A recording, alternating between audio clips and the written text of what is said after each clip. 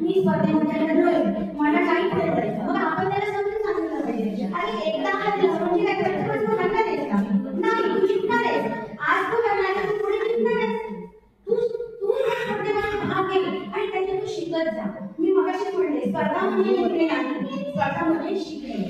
आणि मग ते शिकत शिकत तो जेव्हा त्याला कळेल की नाही माझ्या चुका झाल्या, आता मी पुढच्या वेळेस दुरुस्त करणार आहे, आणि मग त्याच्यामध्ये आत्मविश्वास वाढेल. आणि त्या आत्मविश्वासाने तो आणखी पुढे पुढे जाण्याचा प्रयत्न करेल. म्हणजे एक प्रकारे त्या मुलामध्ये काय निर्माण होईल, मानसिक बळ येईल. हे मानसिक बळ द्यायचं काम मी करणार आहे, कारण मी शिक्षक आहे, माझं कर्तव्य मी पार पाडणार आहे. त्यानंतर काही मुलांना आपण कोणत्या गटामध्ये कोणत्या गटामध्ये समजतो, म्हणजे त्याची नेमकीची दिशा असते त्याला माहित नसते. मग माझी भूमिका काय की तुला कोणत्या स्पर्धेत भाग घ्यायचे हे मी सांगणार, तुला योग्य दिशा दाखवणार. म्हणजे आपण शिक्षक जे आहोत की त्याची दिशा दर्शक होणार आहोत, दिशा दाखवणार आहोत त्याला, ही माझी जबाबदारी आहे. म्हणजे अशा त्यानंतर आत्मविश्वास